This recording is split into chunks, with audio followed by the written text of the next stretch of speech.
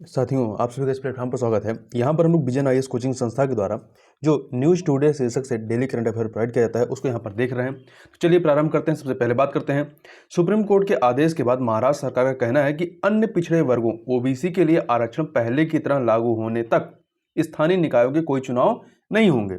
देखिए, हाल ही में supreme court ने महाराष्ट्र पिछड़ा वर्ग आयोग की अंतरिम रिपोर्ट को खारिज कर दिया। महाराष्ट्र पिछड़ा आयोग ने इस अंतरिम रिपोर्ट के माध्यम से स्थानीय निकायों में ओबीसी के लिए 27% आरक्षण की बहाली की सिफारिश की थी। इससे पहले दिसंबर 2021 में सुप्रीम कोर्ट ने महाराष्ट्र के स्थानीय निकायों में ओबीसी के लिए आरक्षित सीटों पर चुनाव कराने पर रोक लगा दी थी। इस रोक के पीछे कारण यह था कि राज्य सरकार ने कोटा निर्धारित करने से पहले सुप्रीम कोर्ट द्वारा निर्धारित अनिवार्य ट्रिपल टेस्ट अर्थात 13 परीक्षण के निर्देश का पालन नहीं किया था। इसके बाद राज्य सरकार ने सुप्रीम कोर्ट से अपने पास से उपलब्ध जानकारी या डेटा के आधार पर शेष चुनाव कराने की अनुमति देने का अनुरोध किया था। उसके बाद सुप्रीम कोर्ट ने राज्य सरकार से डेटा को राज्य पिछड़ा वर्ग आयोग को सौंपने का आदेश दिया था। अब इस आयोग ने अपनी अंतिम रिपोर्ट सौंप दी है। सुप्रीम कोर्ट द्वारा निर्धारित ट्रिपल टेस्ट में क्या शामिल उनको देखें तो राज्य के भीतर स्थानीय निकायों के संबंध में ओबीसी के लिए पिछड़ेपन की प्रकृति और इसके पहलुओं की समसामयिक आधार पर कड़ाई से जांच करना, इसे अनुभवजन्य जांच इंपेरिकल इंक्वायरी कहा जाता है। यह कार्य एक समर्पित आयोग का गठन कर पूरा करना होता है। दूसरा, इसके बाद आयोग की सिफारिशों के आधार पर अलग अलग स्थानीय निकायों में आरक्षण का प्रावधान करने के लिए अनिवार्य आरक्षण के अनुपात को निर्धारित किया जाता है। साथ ही अनुसूचित जातियों, अनुसूचित जनजातियों और अन्य पिछड़े वर्गों के लिए आरक्षित सीट कुल सीटों के 50% से अधिक नहीं होने चाहिए। स्थानीय निकायों में ओबीसी के लिए 27% आरक्षण के प्रावधान को खारिज करते हुए सुप्रीम कोर्ट का निर्णय वर्ष 2010 के कृष्णमूर्ति वाद पर आधारित है। यह केस या वाद जो है वह स्थानीय निकायों में आरक्षण के मुद्दे से संबंधित था। देखिए, यहां ध्यान रखिएगा कि भारत के संविधान के तहत स्थानीय स्तर पर ओबीसी को आरक्षण प्रदान करना एक स्वैच्छिक या विवेकाधीन या वैकल्पिक प्रावधान है। इसके विपरीत संविधान अनुसूचित जातियों, अनुसूचित जनजातियों के लिए सीटों को अनिवार्य अर्थात बाध्यकारी रूप से आरक्षित करने का प्रावधान करता है। आगे बात करते हैं, संयुक्त राष्ट्र पर्यावरण कार्यक्रम यूनेप ने यूनाइटेड नेशन एनवायरनमेंट प्रोग्राम ने रोगाणुरोधी प्रतिरोध के पर्यावरणीय आयाम environmental dimensions of anti microbial resistance AMR नामक शीर्षक से एक रिपोर्ट जारी की है। इस रिपोर्ट के बारे में देखें। देखिए, किसी सूक्ष्म जीव जैसे कि बैक्टीरिया, वायरस और कुछ परजीवी की किसी रोगाणुरोधी दवाओं जैसे कि एंटीबायोटिक्स, एंटीवायरल और एंटी मलेरियल को स्वयं के विरुद्ध काम करने से रोकने की क्षमता को ही क्या कहते हैं, AMR एंटी माइक्रोबियल रेजिस्टेंस कहते हैं। इस रिपोर्ट के जो प्रमुख निष्कर्ष हैं उनकी बात करें तो एंटी माइक्रोबियल रेजिस्टेंस के कारण वर्ष 2050 तक प्रतिवर्ष 1 करोड़ लोगों की मौत हो सकती है। वर्ष 2030 तक एंटी माइक्रोबियल रेजिस्टेंस की वजह से सकल घरेलू उत्पाद GDP में प्रतिवर्ष $3.4 ट्रिलियन की कमी आ सकती है। साथ ही अतिरिक्त 2.4 करोड़ लोग चरम निर्धनता की श्रेणी में धकेले जा सकते हैं। बात करते हैं एंटी माइक्रोबियल रेजिस्टेंस के जो प्रमुख सोर्स हैं उनकी, तो पहला है स्वच्छता का निम्न स्तर, सीवेज और अपशिष्ट प्रवाह, कचरे के खुले ढेर से होने वाला रिसाव और शहरी अपशिष्ट प्रवाह इत्यादि हैं। इसके तहत दवा निर्माण इकाइयों से होने वाला बहिस्त्राव और संबंधित अपशिष्ट, इसके अतिरिक्त स्वास्थ्य केंद्रों से होने वाला बहिस्त्राव और संबंधित अपशिष्ट जैसे अस्पताल के कचरे में मौजूद रोगाणुरोधी उत्पाद और अपशिष्ट, प्रतिरोधी सूक्ष्मजीव आदि। वहीं फसल उत्पादन में रोगाणुरोधी और खाद का उपयोग, इसमें आप कहते हैं कवकनाशी, शाकनाशी, भारी धातुओं और एंटीबायोटिक दवाओं का उपयोग, अनुपचारित खाद और अपशिष्ट जल आदि। वहीं पशुपालन से होने वाला बहिस्त्राव और अपशिष्ट, इसके तहत आपके आते हैं अप्रयुक्त दवाओं का अनुचित निपटान, जलीय कृषि में एंटीबायोटिक का उपयोग इत्यादि। इस रिपोर्ट में कुछ सुझाव दिए गए हैं जैसे पर्यावरण गवर्नेंस योजना और विनियामक ढांचे में सुधार करना, प्राथमिकता के आधार पर एंटी माइक्रोबियल रेजिस्टेंस से संबंधित प्रदूषकों की पहचान कर उन्हें लक्षित करना और रिपोर्टिंग, सर्विलांस और निगरानी में सुधार करना तथा वित्त पोषण, नवाचार और क्षमता विकास को प्राथमिकता देना। आगे चलते हैं, पत्तन पोत परिवहन और जलमार्ग मंत्री ने मिजोरम में Kaladan multi modal transit transport project की प्रगति की समीक्षा की है। देखिए, Kaladan multi modal transit transport project यानी छोड़ दीजिए इसका शॉर्ट फॉर्म, को वर्ष 2008 में अनुमोदित किया गया था। तो ध्यान रखिए कब अनुमोदित किया गया, 2008 में। इसका उद्देश्य पूर्वोत्तर भारत को म्यांमार के रखाइन प्रांत में स्थित शितवे बंदरगाह से होते हुए कोलकाता से जोड़ना है। तो ध्यान रखिएगा इस बात को। देखिए, इस परियोजना का पहला खंड पश्चिम बंगाल से शुरू होते हुए 500 किलोमीटर से अधिक दूरी तक तय कर सितवे बंदरगाह तक जाता है। सितवे बंदरगाह कहाँ पे है आपका? ये है म्यांमार में, यहाँ पे आप मैप में देख सकते हैं। ठीक है, यहाँ कोलकाता से होकर के जा रहा है ये। देखिए, इसका दूसरा खंड जो है वो सितवे बंदरगाह से पलटेवा को जोड़ने वाला कलादान नदी जलमार्ग है। पलटेवा, ठीक है, आप यहाँ पे मैप में देखिए, ये है पलटेवा, ये और ये कलादान रिवर से होकर के जा रहा है। ये दूसरा हो गया। इसके तीसरे खंड में एक सड़क मार्ग शामिल है जो पलटेवा म्यांमार को भारत के मिजोरम में स्थित जोरी नपुई से जोड़ता है। आप यहाँ पे देख सकते हैं, यहाँ पे ये, यहाँ पे जेरिनोपुई, ये आपका मिजोरम में स्थित है। ठीक है, मिजोरम में यहाँ पर स्थित है, इससे जोड़ता है। तो आगे देखते हैं। मूल रूप से वर्ष 2014 में ही इस परियोजना को पूरा हो जाना था, लेकिन अब इसे वर्ष 2023 तक पूरा करने का लक्ष्य रखा गया है। बात कर लेते हैं Kaladan multi modal transport project के महत्व की। यह परियोजना पूर्वोत्तर भारत के लिए महत्वपूर्ण वैकल्पिक मार्ग प्रदान करती है। इससे संकीर्ण सिलीगुड़ी गलियारे, जिसे चिकन नेक भी कहा जाता है, पर दबाव कम होगा। यह पूर्वोत्तर और शेष भारत के बीच की दूरी को कम करता है। साथ ही यह एक्ट ईस्ट नीति के उद्देश्यों के अनुरूप म्यांमार के माध्यम से दक्षिण पूर्व एशिया तक भारत की पहुंच सुगम बनाता है। यह भारत और म्यांमार के बीच आर्थिक, वाणिज्यिक और सामरिक संबंधों को बढ़ावा देता है, यह बढ़ावा देगा। आगे बात करते हैं। रक्षा मंत्रालय ने इंडिया इंक को light tank, autonomous combat vehicle जैसे रक्षा उपकरण बनाने की मंजूरी दी है। देखिए, रक्षा मंत्रालय ने रक्षा अधिग्रहण प्रक्रिया डिफेंस एक्विजिशन प्रोसीजर DPA 2020 की मेक 1 और मेक 2 श्रेणियों के तहत कई परियोजनाओं को मंजूरी प्रदान की है। देखिए, पूंजीगत अधिग्रहण के मामले में मेक श्रेणी, जो मेक श्रेणी, चाहे वो मेक 1 हो चाहे मेक 2 हो, मेक श्रेणी मेक इन इंडिया पहल की आधारशिला है। यह सार्वजनिक और निजी दोनों क्षेत्रों की भागीदारी के माध्यम से स्वदेशी क्षमताओं के निर्माण पर बल देती है। मेक 1 जो है ये सरकार द्वारा वित्त पोषित परियोजनाओं से संबंधित है, जबकि मेक 2 जो है ये उद्योग द्वारा वित्त पोषित परियोजनाओं से संबंधित है। दोनों में डिफरेंस याद रखिएगा। जो आपका DAP 2020 है, डिफेंस एक्विजिशन प्रोसीजर 2020 की शुरुआत के बाद से यह पहली बार है जब भारतीय उद्योग को लाइट टैंक और संचार उपकरण जैसे अत्यंत महत्वपूर्ण घटकों के विकास की अनुमति दी गई है। DAP डिफेंस एक्विजिशन प्रोसीजर 2020 के बारे में बात करें तो विभिन्न श्रेणियों जैसे कि by Indian IDDM make 1, make 2 आदि के तहत भारतीय विक्रेताओं को आरक्षण प्रदान किया गया है। ये जो IDDM है ये क्या है? इसका आशय है स्वदेशी स्तर पर डिजाइन, विकसित और विनिर्मित। देखिए, इसमें क्या शामिल है? इसके तहत स्वदेशी सामग्रियों अर्थात इंडिजिनियस कंटेंट को बढ़ावा दिया गया है।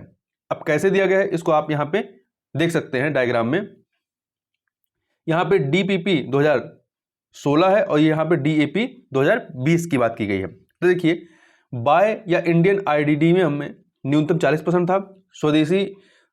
स्वदेशी या इंडिजीनियस जो आपके कंटेंट या स्वदेशी सामग्री थी उनकी हिस्सेदारी 40% थी, जबकि जो DAP आपका 2020 है इसमें 50% कर दिया गया है न्यूनतम। बाय इंडियन में 2016 में न्यूनतम 40% था। यहाँ पर स्वदेशी डिजाइन के लिए न्यूनतम 40 है और अन्यथा न्यूनतम 60% रखा गया है। वहीं बाय एंड मेक इंडियन में यहाँ पर 2016 में निर्माण या मेक का न्यूनतम 50% और यहाँ भी निर्माण का न्यूनतम 50% रखा गया। बाय एंड मेक में 2016 में कुछ नहीं बताया गया और यहाँ पर 2020 में खरीद और निर्माण का न्यूनतम 50% आपका स्वदेशी सामग्री होनी चाहिए। और by global manufacture in India 2016 में कुछ इसके बारे में बात नहीं है, जबकि 2020 वाले में न्यूनतम 50% निर्धारित किया गया है। और बाय ग्लोबल में 2016 में कुछ नहीं है, इसकी बात नहीं की गई, जबकि 2020 में जो है भारतीय विक्रेताओं के लिए न्यूनतम 30% निर्धारित किया गया है। अब आगे देखते हैं इसमें। देखिए, स्वदेशी उपकरणों के सत्यापन के लिए सरल प्रक्रिया आरंभ की गई है। स्वदेशी सैन्य सामग्री के उपयोग को बढ़ावा दिया गया है। ये सारे कार्य इसमें हैं। देखिए, रक्षा खरीद या अधिग्रहण के लिए पट्टे पर लेना यानी लीजिंग नामक एक नई श्रेणी आरंभ की गई है। यह शुरू में ही बहुत अधिक पूंजी खर्च करने के बजाय परिसंपत्तियों को किराए पर लेने का विकल्प प्रदान करती है। रक्षा उपकरणों की खरीद के लिए बेहतर ऑफसेट नीति का प्रावधान किया गया। ऑफसेट नीति क्या होती है?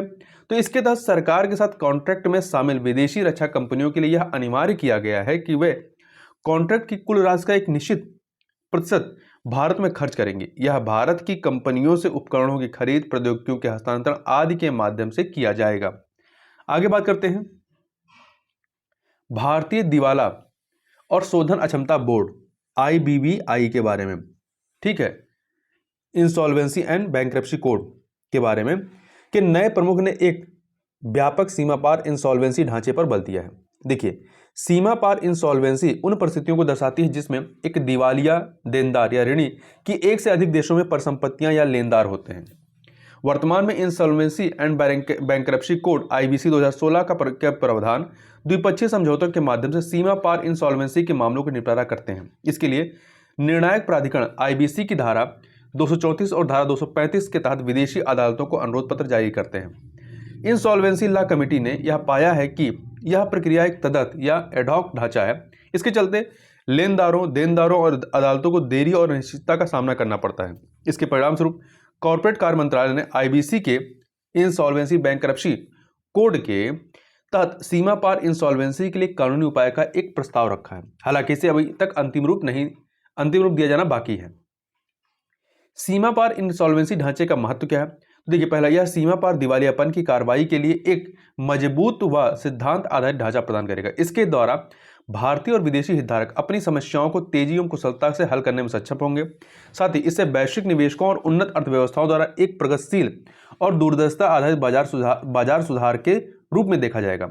इसके तहत भारतीय कार्रवाइयों की पहुंच और मान्यता उन अधिकार क्षेत्रों में सुगम होगी जो पहले से ही ऐसे मॉडल कानून को अपना चुके हैं।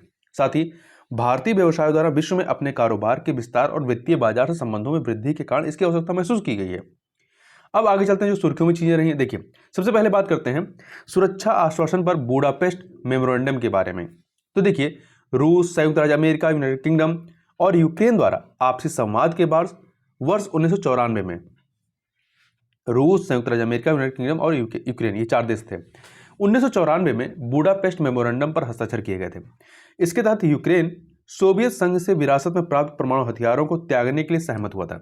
इसी संदर्भ में सभी परमाणु हथियारों को डीकमीशनिंग के तहत रूस में स्थानांतरित कर दिया गया था। डीकमीशनिंग का अर्थ है परमाणु रिएक्टर या हथियार को निष्क्रिय बनाना और सुरक्षित रूप से नष्ट करना।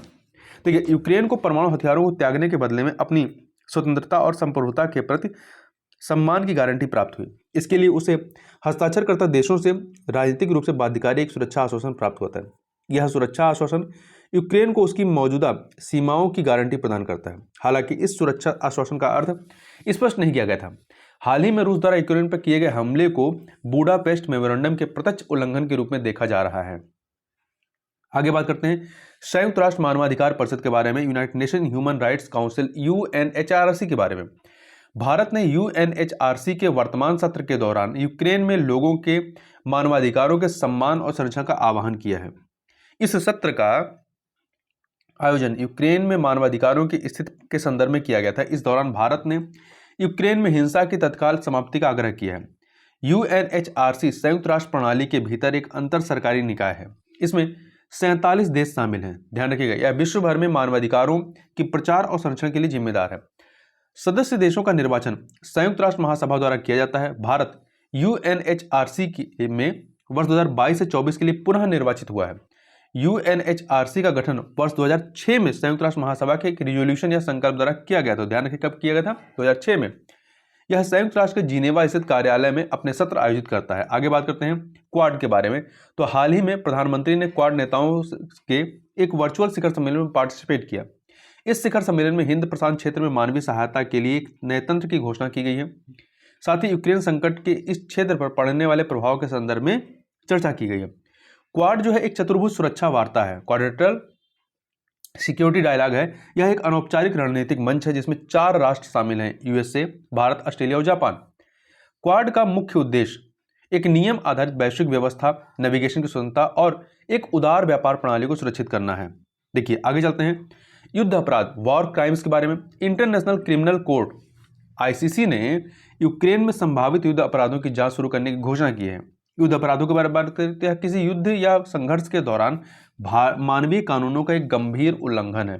वर्ष 1949 के जिनेवा कन्वेंशन से उत्पन्न हुआ है। यह उदाहरण की बात करें, बंधक बनाना, जानबूझकर हत्याएं करना, बच्चों को लड़ने के लिए मजबूर करना इत्यादि। अंतर्राष्ट्रीय मानवीय कानून निम्नलिखित 3 सिद्धांतों के आधार पर यह तय करते हैं कि किसी व्यक्ति या सेना ने युद्ध अपराध किया है या नहीं। अनुपातिकता के आधार पर, प्रोपोर्शनलिटी देखिए, यह सेनाओं को हमले का जवाब देते समय आवश्यकता से अधिक हिंसा करने से रोकता है। एहतियात, प्रिकॉशंस, इसके तहत युद्ध में शामिल दोनों पक्षों को नागरिक आबादी को नुकसान से बचाने या नुकसान को न्यूनतम करने की आवश्यकता होती है। अंतर, डिस्टिंक्शंस, यह सामान्य नागरिकों तथा युद्धरत लोगों और वस्तुओं के बीच अंतर से संबंधित है। आगे बात करते हैं Asian infrastructure investment bank AIIB के बारे में। यूक्रेन में मौजूदा संघर्ष को देखते हुए AIIB, Asian infrastructure investment bank, ने रूस और बेलारूस से संबंधित सभी गतिविधियों पर प्रतिबंध लगा दिया है।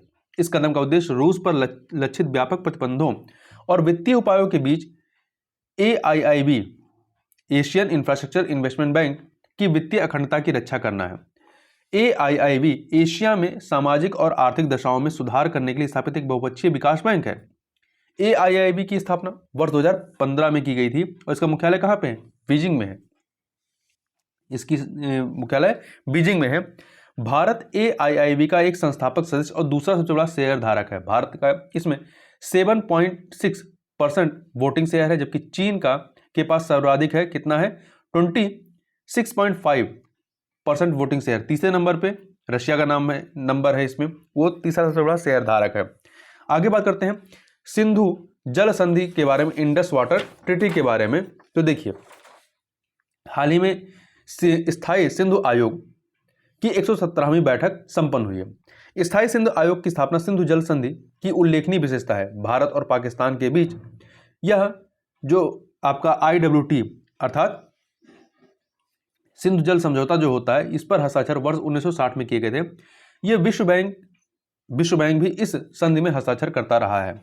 इसके तहत पूर्व की 3 नदियां रावी, व्यास और सतलुज का जल विशेष रूप से भारत को आवंटित किया गया, जबकि वहीं पश्चिमी नदियों सिंधु, चिनाब और झेलम का जल जो है पाकिस्तान को आवंटित किया गया। हालांकि इन पश्चिमी नदियों के मामले में भारत को कृषि, नौवहन, घरेलू उपयोग जैसे कुछ अधिकार दिए गए हैं। इसके अलावा भारत को नदी परियोजनाओं के माध्यम से जल विद्युत उत्पन्न करने का अधिकार भी दिया गया है। यहाँ मैप में आप देख भी सकते हैं, ये इंडस है, झेलम है, चिनाब, ये पाकिस्तान की तरफ गई हैं, और वहीं पे रावी, ब्यास और सतलुज ये भारत को दी गई हैं। आगे चलते हैं, आगे बात करते हैं जम्मू कश्मीर में ग्राम रक्षा समूहों की संशोधित योजना। देखिए, गृह मंत्रालय ने जम्मू और कश्मीर में ग्राम रक्षा समूहों या विलेज डिफेंस कमिटीज के ग्रुप्स के गठन को स्वीकृति प्रदान की है। देखिए, ग्राम रक्षा समूहों के सदस्यों को ग्राम रक्षा गार्ड के रूप में नामित किया जाएगा। वे संबंधित जिले के SP SSP के निर्देशन में कार्य करेंगे। ग्राम रक्षा समूहों को पहले ग्राम रक्षा समितियों, विलेज डिफेंस कमेटी के रूप में जाना जाता था। 1990 के दशक में आतंकवाद के चरम के दौरान जम्मू और कश्मीर में 4125 आपकी BDC अर्थात विलेज डिफेंस कमेटी या ग्राम रक्षा समितियां मौजूद थीं। ये जो ग्राम रक्षा समितियां हैं, ये आतंकवाद विरोधी अभियानों में सुरक्षा बलों की सहायता करने, शत्रुओं या शत्रुतापूर्ण तत्वों पर निगरानी बनाए रखने और शांति बनाए रखने हेतु सहायता करने में महत्वपूर्ण भूमिका निभाते हैं। आगे बात करते हैं स्त्री मनोरक्षा परियोजना के बारे में। तो इसे महिला और बाल विकास मंत्रालय द्वारा राष्ट्रीय मानसिक स्वास्थ्य और तंत्रिका विज्ञान संस्थान के सहयोग से शुरू किया गया था। देखिए, राष्ट्रीय मानसिक स्वास्थ्य और तंत्रिका विज्ञान संस्थान मानसिक स्वास्थ्य और तंत्रिका विज्ञान के क्षेत्र में रोगी की देखभाल और शैक्षणिक खोज के लिए राष्ट्रीय महत्व का संस्थान है। इसका उद्देश्य पूरे भारत में 6000 वन स्टॉप सेंटर कार्यकर्ताओं को मानसिक स्वास्थ्य परीक्षण प्रदान करना है। वन स्टॉप सेंटर योजना वर्ष 2015 में से कार्यान्वित की जा रही है। यह योजना निजी और सार्वजनिक दोनों स्थानों पर हिंसा से प्रभावित महिलाओं को एकीकृत समर्थन और सहायता प्रदान करती है। यह सेंटर महिलाओं को चिकित्सा, कानूनी और अपराध से संबंधित मामलों में सहायता प्रदान करती है। आगे बात करते हैं अंतर्राष्ट्रीय दूरसंचार संघ के बारे में, इंटरनेशनल टेलीकम्युनिकेशन यूनियन ITU के बारे में। भारत ने अंतर्राष्ट्रीय दूरसंचार संघ ITU के क्षेत्रीय कार्यालय और नवाचार केंद्र की स्थापना के लिए होस्ट कंट्री एग्रीमेंट HCA पर हस्ताक्षर किए हैं। इन क्षेत्रीय कार्यालयों से दक्षिण एशिया में दूरसंचार प्रौद्योगिकियों में अनुसंधान एवं विकास को प्रोत्साहन मिलने की उम्मीद है। यह जो आपका अंतर्राष्ट्रीय दूरसंचार संघ है, यह सूचना और संचार प्रौद्योगिकियों के लिए संयुक्त राष्ट्र की विशेष एजेंसी है। इसमें सदस्य के रूप में विभिन्न देशों के साथ साथ विश्वविद्यालय, अंतर्राष्ट्रीय और क्षेत्रीय संगठन भी शामिल हैं। ITU अंतर्राष्ट्रीय दूरसंचार संघ की स्थापना वर्ष 1865 में की गई थी। इसका मुख्य उद्देश्य संचार नेटवर्क के क्षेत्र में अंतर्राष्ट्रीय कनेक्टिविटी को सुगम बनाना है। ITU अंतर्राष्ट्रीय दूरसंचार संघ वैश्विक रेडियो स्पेक्ट्रम और उपग्रह कक्षाओं सैटेलाइट ऑर्बिट का आवंटन करता है। यह तकनीकी मानकों का विकास करता है जो सुनिश्चित करते हैं कि नेटवर्क और प्रौद्योगिकी बिना किसी बाधा के परस्पर जुड़े रहें। साथ ही यह विश्व भर में अल्पसेवित समुदायों के लिए ICT अर्थात सूचना और संचार प्रौद्योगिकी तक पहुंच में सुधार करने का प्रयास करता है। आगे बात करते हैं सारस 3 रेडियो दूरबीन के बारे में। देखिए, सारस 3 रेडियो का आविष्कार और निर्माण भारत में स्वदेशी रूप से किया गया है। इस दूरबीन का प्रयोग करके भारतीय शोधकर्ताओं ने कॉस्मिक डॉन ब्रह्मांड का उद्भव से रेडियो तरंग सिग्नल की खोज के हालिया दावे जो कि वर्ष 2018 में किया गया था का खंडन किया है। कॉस्मिक डॉन ब्रह्मांड की आरंभिक अवस्था का संदर्भित करता है जब पहली बार तारे और आकाशगंगाएं अस्तित्व में आई थी, उस अवस्था को संदर्भित करता है। सारस 3 जिसका पूरा नाम है shaped antenna measurement of the background radio spectrum radio दूरबीन के बारे में बात करें तो यह कॉस्मिक डॉन से अत्यंत कमजोर रेडियो तरंग संकेतों का पता लगाने के लिए एक सटीक रेडियो टेलीस्कोप है। सारस 3 रेडियो टेलीस्कोप जरूरी सूक्ष्म ग्रहिता तक पहुंचने वाला विश्व का पहला टेलीस्कोप है। आगे बात करते हैं सुर्खियों में रहे स्थल के बारे में। तो इसमें सबसे पहले हम बात करते हैं जपोरिजिया के बारे में। जपोरिजिया परमाणु संयंत्र महत्वपूर्ण, याद रखिएगा। यूक्रेनी अधिकारियों द्वारा सूचित किया गया कि रूसी सेना ने जपोरिजिया परमाणु ऊर्जा संयंत्र पर अपना नियंत्रण स्थापित कर लिया है। यह यूरोप का सबसे बड़ा परमाणु संयंत्र है। यह दक्षिणी यूक्रेन में नीपर नदी के किनारे अवस्थित है। कहाँ पर? नीपर नदी के किनारे अवस्थित है। इसकी कुल उत्पादन क्षमता 6000 मेगावाट है जो लगभग 40 लाख घरों की विद्युत आपूर्ति करने के लिए पर्याप्त है। यहाँ पे आपको मैप में भी दिखाया गया है। ये जपोरिजिया परमाणु संयंत्र है और यहीं पे ये आप देखेंगे ये नीपर नदी जा रही है और जाते हुए यहाँ पे आपका ब्लैक सी में जाके गिर जाती है। ठीक है, तो इस वीडियो में बस इतना ही। मिलते हैं नेक्स्ट वीडियो में, तब तक के लिए बहुत बहुत धन्यवाद।